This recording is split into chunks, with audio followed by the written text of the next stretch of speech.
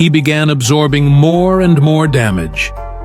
The countless wars, the brutal knockouts, the late career losses, all of it had left its mark. Shortly after his retirement, doctors discovered that Norris had suffered significant brain damage. His speech had become slurred, his memory was failing, and he was experiencing difficulty with coordination. At first, he brushed it off, thinking it was just the effects of aging.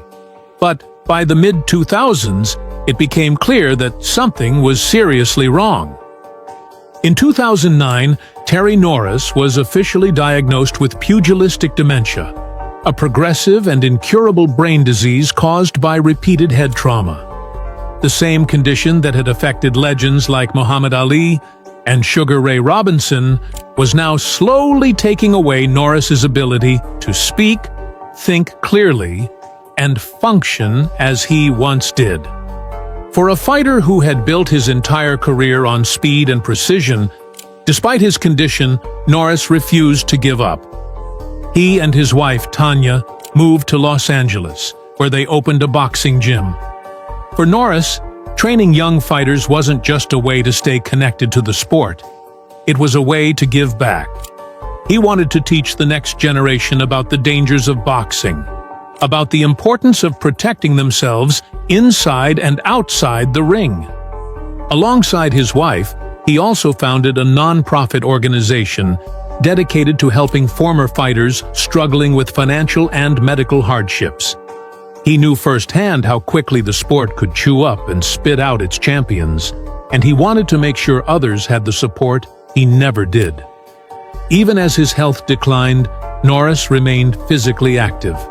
He still hit the gym, still worked with fighters, and still fought every day to maintain his strength and coordination.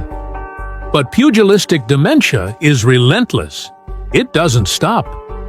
Terry Norris gave everything to boxing. He was a fearless warrior who fought anyone, anywhere. He took on the best, defeated legends, and left behind a legacy that few could match. But the cost of greatness was too high. Now, at 57, he is still here, still fighting. But the toughest battle of his life isn't against another fighter. It's against time, against memory, against the damage that years in the ring inflicted on him. His story is one of triumph and tragedy, of victory and loss. Terry Norris is still standing, still swinging, still refusing to go down. But the fight outside the ring? That's the one he never truly saw coming, truly saw coming, truly saw coming. But Morrison's story is one of extremes, triumph and tragedy, glory and heartbreak. From his early career filled with knockouts and titles to his shocking HIV diagnosis and rapid decline, his life was a cautionary tale. His potential seemed limitless, but poor decisions, a reckless lifestyle, and struggles with addiction ultimately derailed his career and cut his life tragically short. This is the story of a man who reached the pinnacle of success,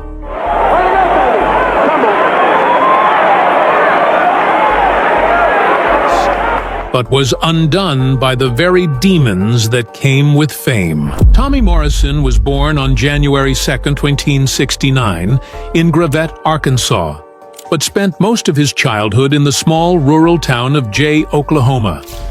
Coming from a working-class background, Morrison's upbringing was tough, but it instilled in him the resilience that would later define his boxing career. The youngest of 3 siblings, Morrison grew up in a family that enjoyed contact sports, with his father a wrestler and his mother a competitive athlete. At the age of 13, Morrison began his journey in boxing in an unconventional way. Armed with a fake ID, he entered local tough man contests where participants brawled in raw, unsanctioned matches. Despite facing men twice his age, Morrison's natural athleticism, raw power, and stamina allowed him to excel. He went on to win 21 out of 22 of these contests, gaining invaluable experience and building a reputation as a young fighter with a promising future. Even at this young age, his trademark left hook was devastating opponents and turning heads. Growing up in a rough-and-tumble environment, Morrison viewed boxing as a potential escape from the hardships of small-town life. Inspired by his family's athletic background and his own competitive nature, he realized that his powerful punches and unrelenting determination could take him far. Morrison officially began his professional boxing career just 6 months after graduating high school. At only 19 years old, he dove headfirst into the sport, taking on an extraordinary 18 fights in his first year as a professional boxer. This grueling schedule was a testament to his drive and hunger to succeed. Morrison's rise was rapid, with many of his early fights ending in highlight reel knockouts. His incredible power, combined with his willingness to go toe-to-toe with any opponent, quickly gained him recognition in boxing circles. Morrison's signature left hook, capable of ending fights in an instant, became his calling card.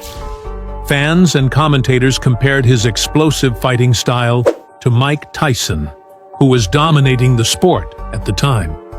Like Tyson, Morrison showcased an aggressive, crowd-pleasing approach in the ring, electrifying audiences with his ability to overwhelm opponents in the early rounds. His rapid ascent also brought with it a nickname, the Duke. Morrison's family claimed distant relation to legendary film star John Wayne, who was also nicknamed the Duke. While the exact connection was never verified, the association with a Hollywood icon helped Morrison's marketability. With his boyish good looks, natural charm, and brutal knockout power, Morrison was becoming one of the most talked-about young heavyweights in the sport. Morrison's rising fame in the boxing world eventually caught the attention of Sylvester Stallone, who was casting for Rocky V, the 5th installment in the iconic boxing film franchise. Stallone was looking for a real-life boxer to play Tommy Gunn, the protege-turned-villain to Rocky Balboa. Morrison's combination of good looks, charisma, and authentic boxing skills made him the perfect choice. Morrison auditioned and landed the role, beating out dozens of other boxers for the part. Released in 1990, Rocky V introduced Morrison to a global audience. Playing a central role in the film, Morrison embodied the ambitious and brash young fighter who ultimately turns on his mentor. While the movie itself received mixed reviews, Morrison's performance was widely praised, and it elevated his profile from a rising star in boxing to a household name. The attention from Rocky V brought Morrison opportunities far beyond the boxing ring. He began to gain mainstream media attention, appearing on talk shows, magazine covers, and in commercials. For a brief moment, Morrison was seen not only as a future heavyweight champion, but also as a crossover star who could captivate audiences both inside and outside the ring. By 1991, Tommy Morrison's rise in the heavyweight division seemed unstoppable. With an impressive record of 28-0, including 24 for 24 knockouts, he was earning a reputation as one of the most exciting fighters in boxing. Morrison's explosive power, particularly his devastating left hook, left a trail of battered opponents in his wake. His ability to end fights with a single punch drew comparisons to some of the sport's greatest knockout artists, such as Mike Tyson and George Foreman. Morrison was not just a heavy puncher, he was a showman who thrived in the spotlight. Fans packed arenas to see his fights, and his all-action style made him a crowd favorite. Many boxing analysts predicted that Morrison was on the fast track to becoming a world champion, and his blend of charisma and knockout power positioned him as a marketable figure in the sport. He represented a new wave of heavyweights, combining athleticism, raw strength, and star appeal. In October 1991, Morrison faced his first major test as a professional when he challenged the undefeated Ray Mercer for the WBO heavyweight title. Leading up to the fight, Morrison was brimming with confidence, and many believed he had what it took to dethrone Mercer. Early in the bout, Morrison lived up to the hype, dominating the first 4 rounds with his aggressive combinations and powerful left hook. But as the fight entered the 5th round, Mercer's durability and experience began to take over. Morrison, known for his early round knockouts, struggled to maintain his stamina and focus. Mercer seized the opportunity and unleashed a brutal barrage of punches, culminating in a devastating knockout. The referee waved off the fight after Morrison collapsed against the ropes, battered and defenseless. The loss was a humbling moment for Morrison and exposed critical weaknesses in his game. While he had shown explosive offensive abilities, questions arose about his stamina, defensive skills, and ability to recover from adversity. The defeat served as a turning point in Morrison's career, forcing him to reassess his approach to training and fighting. For the first time, his dreams of heavyweight glory appeared uncertain. Despite the devastating loss to Mercer, Morrison's resilience shone through as he began rebuilding his career. Determined to prove himself, he returned to the ring with renewed focus and a string of knockout victories that reignited his momentum. Morrison's comeback showcased his ability to adapt and his refusal to let setbacks define his career. His hard work paid off in 1993 when he secured the most significant fight of his career, a showdown against legendary heavyweight George Foreman. The fight was held in Las Vegas and was billed as a classic matchup between youth and experience. Many doubted Morrison's chances against Foreman, who was renowned as one of the most devastating punchers in heavyweight history. However, Morrison surprised the boxing world with a disciplined and strategic performance. Instead of relying on his usual brawling style, Morrison utilized his footwork, jab, and movement to neutralize Foreman's power. For 12 rounds, he stuck to the game plan, landing clean punches and avoiding Foreman's dangerous counters. By the end of the fight, Morrison had earned a unanimous decision victory, claiming the WBO heavyweight championship and cementing his place among the division's elite. Decision over Foreman here a little more than a year ago. It appears that Tommy Morrison has done his job. The victory over Foreman was Morrison's crowning achievement, silencing critics who questioned his ability to compete at the highest level. It showcased his versatility as a fighter and his capacity to execute a tactical game plan against a more experienced opponent. For a brief moment, Morrison was on top of the boxing world, fulfilling the potential that fans and analysts had seen in him from the beginning. Unfortunately, Morrison's triumphs in the ring were increasingly overshadowed by his reckless lifestyle outside of it. At the height of his success, Morrison indulged in the trappings of fame, partying late into the night, abusing drugs and alcohol, and engaging in countless casual relationships. He later admitted that his promiscuity and lack of discipline stemmed from a sense of invincibility, saying he believed he was bulletproof. Morrison's newfound wealth and fame only fueled his excesses. Stories of his wild behavior became common, with reports of him passing out at parties and neglecting his training regimen. His love for the spotlight and the fast life began to take precedence over the discipline required to maintain his status as a world-class fighter. Despite warnings from his trainers and managers, Morrison struggled to rein in his destructive habits. His lack of focus in the gym became apparent in his performances, with some of his fights showing a decline in stamina and sharpness. Although he still had moments of brilliance, the cracks in his foundation were becoming harder to ignore. In 1995, Tommy Morrison's boxing career faced a defining moment when he stepped into the ring against Lennox Lewis. The bout was one of the most anticipated fights of the year, with Morrison hoping to solidify his status as a top heavyweight and set up lucrative unification bouts. Lennox Lewis, an Olympic gold medalist and future boxing legend, was known for his technical skill, devastating jab, and knockout power. From the opening bell, it became clear that Morrison was outmatched. Lewis controlled the fight with his superior reach, skill, and strategy, using his jab to keep Morrison at bay and neutralize his dangerous left hook. Morrison struggled to close the distance and land meaningful shots, and as the fight wore on, his lack of conditioning and stamina became evident. By the sixth round, Morrison was visibly fatigued and battered. Lewis seized the opportunity, landing a flurry of punches that culminated in a decisive knockout. The referee stopped the fight, handing Morrison one of the most lopsided defeats of his career. The loss to Lewis was more than just a setback. It marked a significant turning point in Morrison's career. It cost him the chance to unify the heavyweight titles and diminished his status as a serious contender.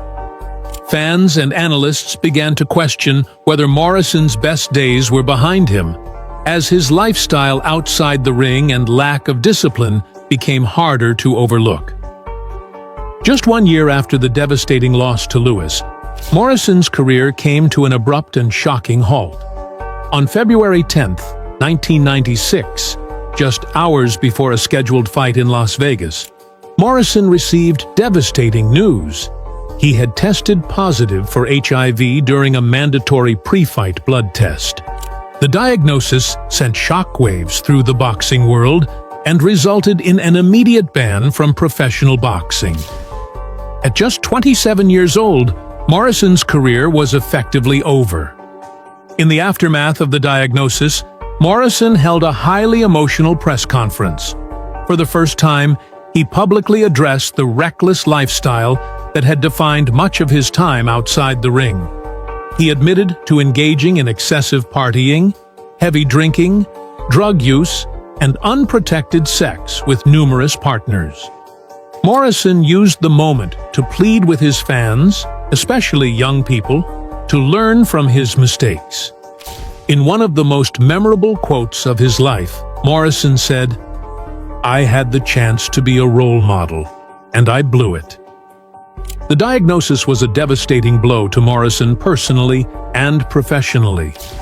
In an instant, he went from a celebrated athlete and former heavyweight champion to a symbol of caution and tragedy. The public reaction was a mixture of sympathy and criticism, as many saw Morrison's diagnosis as the tragic result of his self-destructive behavior. The years following Morrison's HIV diagnosis were marked by a downward spiral.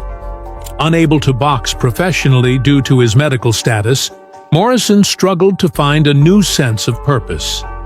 The financial stability he had enjoyed during his peak years quickly evaporated as legal troubles, addiction, and poor financial decisions took their toll. Morrison turned to alcohol and drugs to cope with the fallout from his diagnosis. He was arrested multiple times for DUI and drug-related offenses, serving 14 months in prison for violating the terms of his probation. During this period, Morrison's once promising career and charismatic image were overshadowed by a growing reputation for chaos and self-destruction. Despite the overwhelming evidence of his diagnosis, Morrison spent much of the rest of his life denying that he had HIV. He claimed that the test results were a mistake and that he had been misdiagnosed. This denial led him to pursue unregulated boxing matches in small venues, where medical testing was not required or was less stringent. Morrison fought a handful of these matches, but the bouts were far removed from the grand stages and world titles he once competed for. Morrison's denial of his HIV status became one of the defining aspects of his later life. He frequently stated in interviews that he was healthy and insisted that his diagnosis had been part of a conspiracy against him. His claims were widely dismissed by medical professionals, but they fueled a narrative that Morrison clung to until his final days. By the early 2000s, Tommy Morrison was desperate to reclaim some semblance of his former glory. Despite his 1996 HIV diagnosis, Morrison publicly declared that he had been misdiagnosed and insisted that he was no longer HIV positive. Armed with this claim, he attempted to resurrect his boxing career, but his efforts were met with resistance. Athletic commissions refused to grant him a license due to his medical history, leaving Morrison sidelined from the regulated boxing world. Undeterred, Morrison pursued fights in small, unregulated venues where medical testing was less stringent. He managed to fight a handful of low-profile bouts, but it was painfully clear that he was no longer the fighter he once was. The explosive power, speed, and charisma that had defined his early career were gone, replaced by a slower, more labored version of himself. His body showed visible signs of wear and tear, and his performances were a shadow of the promise he had once displayed. Morrison's attempts at a comeback were met with widespread criticism and concern. Many viewed his actions as reckless and delusional, especially given his refusal to acknowledge his medical condition. The public, who had once cheered for the Duke, now watched with a mix of sadness and disbelief as the former champion clung to the remnants of his boxing career. As Morrison's boxing career faded, his personal life became increasingly erratic and troubling. In a bizarre turn, Morrison underwent a series of cosmetic surgeries, including bicep and chest implants. These surgeries, intended to enhance his physical appearance, became a source of ridicule and symbolized how far he had fallen.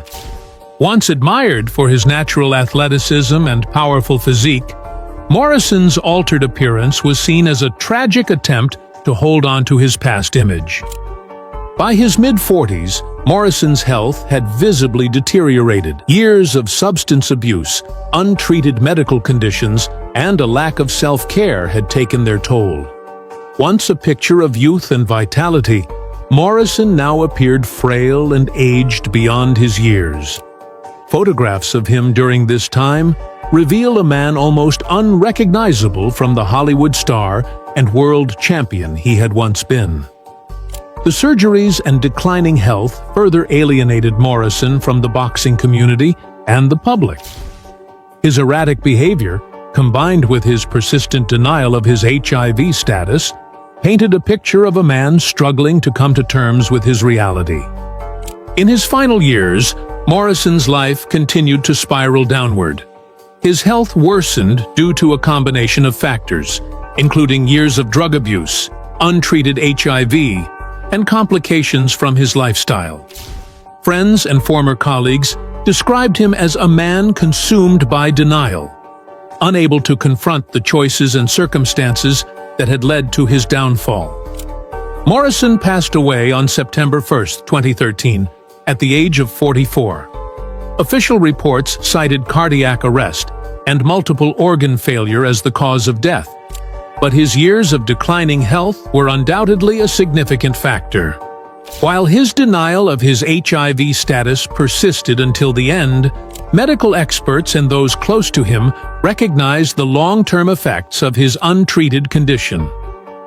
James "Lights Out" Toney was a warrior in the ring, an old-school fighter with slick defense, pinpoint counters, and the toughness of legends like Ezzard Charles and Jersey Joe Walcott. He humiliated champions, won titles across multiple weight classes, and built a legacy as one of the most skilled defensive boxers of all time. But outside the ring, his greatest battle was with himself. From brutal weight cuts to financial ruin, from failed comebacks to declining health, Toney's life after boxing has been anything but victorious. At 56, the once feared champion is now a shadow of his former self, overweight, slowed by years of punishment, and struggling to hold on to the respect he once commanded. This is the rise, the fall, and the tragic reality of James "Lights Out" Toney. James Nathaniel Toney was born on August 24, 1968, in Grand Rapids, Michigan. His early life was marked by hardship and violence, shaping the fighter he would become.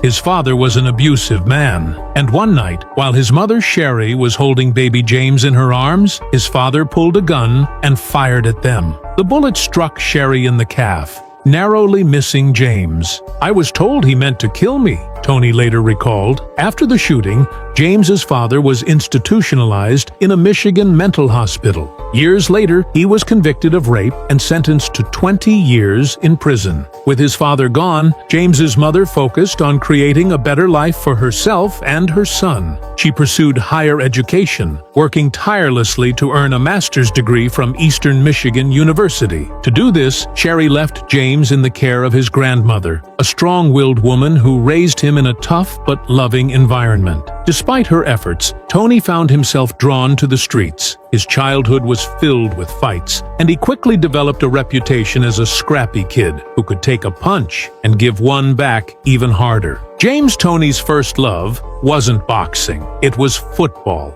He played as a quarterback for the Huron High School River Rats in Ann Arbor, running their wing T offense with efficiency. His talent earned him a college football scholarship to Western Michigan University. "I guess they intended to run a lot," Toney later joked, referring to their wishbone offense. But just as his football career was beginning to take shape, everything fell apart. During his senior season, a defender twisted around his right leg, causing a broken ankle and torn knee ligaments. The injury ended his football dreams before they could truly begin. Without football, Toney's life spiraled in the wrong direction. He got involved in street life, carrying guns, dealing drugs, and running with the wrong crowd. He was known for his temper and was never one to back down from a fight. "I made things bad for myself by being hard-headed," Toney admitted years later. His mother, aware of what was happening, confronted him. "You get caught, and you're going to jail. You don't get caught, and you may end up dead," she warned.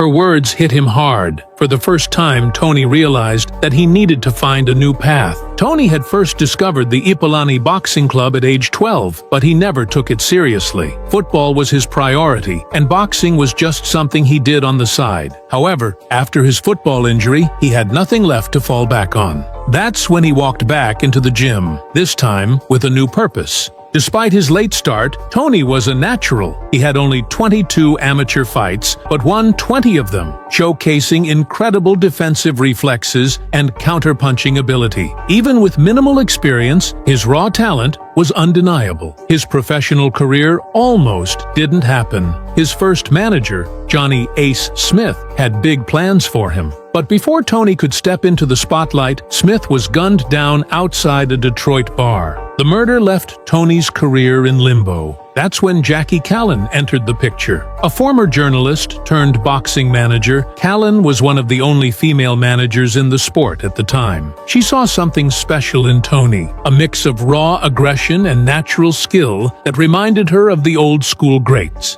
Under Callan's guidance, Toney quickly rose through the ranks. She paired him with Bill "Pops" Miller, a trainer known for his deep knowledge of boxing history. Miller drilled Toney on the techniques of past legends like Ezzard Charles, Jersey Joe Walcott, and Henry Armstrong. He transformed Toney into a fighter who could seamlessly blend old-school fundamentals with his own unique, gritty style. Callan, meanwhile, helped smooth out his rough edges outside the ring. She taught him how to handle interviews, how to present himself professionally, and how to navigate the business side of boxing. "This is not a sewing bee," Callan once said. "This is a violent, combative sport, and that anger is what gives James the edge." With Callan and Miller in his corner, James Toney was ready to take the boxing world by storm. He turned professional in 1988, and from that moment on, he was a fighter on a mission, determined to prove he belonged among the best. By 1991, James Toney was a rising contender, but few expected him to become a world champion so soon. That year, he was given a shot at undefeated IBF middleweight champion Michael Nunn. The fight was held in Nunn's hometown of Davenport, Iowa, and odds makers saw it as an easy win for the flashy champion. Toney was a massive 17-1 underdog. Nunn, a tall, slick southpaw, was known for his speed and movement, and for the first 10 rounds, he looked every bit the superior fighter. Toney was getting outboxed, struggling to close the distance as Nunn piled up points with quick jabs and combinations. The crowd was already celebrating, sensing that their hometown hero was just 2 rounds away from an easy decision victory. But Toney had different plans. In the 11th round, he trapped Nunn against the ropes and unleashed a brutal left hook that staggered the champion. Smelling blood, Toney went on the attack, landing a series of vicious shots that sent Nunn crashing to the canvas. The referee stopped the fight. James Toney, the trash-talking underdog from Michigan, had just shocked the boxing world. "I told y'all, man, ain't nobody beating me," Toney said after the fight. Overnight, he became a top 10 pound-for-pound fighter. The win established him as one of the most dangerous and resilient boxers in the sport. His ability to take punishment and strike back with pinpoint counters became his signature. Toney didn't waste time proving he was a worthy champion. His first title defense came against the highly skilled Reggie Johnson. Johnson, a crafty counterpuncher, gave Toney trouble early, even knocking him down in the second round. But Toney, as always, stayed composed and took control in the later rounds, winning a unanimous decision. Then came his 2 legendary battles with Mike McCallum. McCallum, a former world champion, was one of the most technically sound boxers of his era. Their first fight in 1991 ended in a draw, a closely contested, high-level chess match. Many felt Toney had done enough to win, but McCallum's counterpunching and experience made it razor close. They met again the following year, and this time, Toney got the victory, winning a hard-fought majority decision. "I learned a lot from those fights," Toney said later. "McCallum was one of the best I ever fought. However, outside of the ring, problems were already beginning to surface. Despite his dominance, Toney was struggling to make the 160-pound weight limit. His eating habits were erratic. One day, he'd be starving himself to make weight. The next, he'd be eating fast food and drinking soda. His natural weight was closer to 180 pounds, and the process of cutting down to middleweight was becoming increasingly difficult. After defending his title multiple times, Toney decided to move up to 168 pounds. If people thought James Toney might slow down at super middleweight, they were wrong. In 1993, he stepped into the ring with Iran "The Blade" Barkley, a former world champion known for his aggressive, brawling style. Toney put on one of the best performances of his career. He completely dismantled Barkley, landing counter after counter while slipping almost every punch. By the 9th round, Barkley's face was a swollen mess, and his corner had no choice but to stop the fight. "That was a masterclass," one commentator said. With the win, Toney had officially arrived as one of the most dominant fighters in boxing. He remained undefeated, and his defensive skills and counterpunching were now being compared to legends like Ezzard Charles and Jersey Joe Walcott. After dominating at super middleweight, Toney began calling for the biggest fight possible, a showdown with Roy Jones Jr. At the time, Jones was considered the most athletically gifted boxer in the world. His speed, reflexes, and knockout power made him a phenomenon. Fans and analysts were divided on how the fight would go. Could Toney's old-school technique neutralize Jones's explosive athleticism? Jones accepted the challenge, and the fight was set for 1994. But Toney's biggest enemy wasn't Roy Jones Jr., it was himself. By this point, Toney's struggles with weight were becoming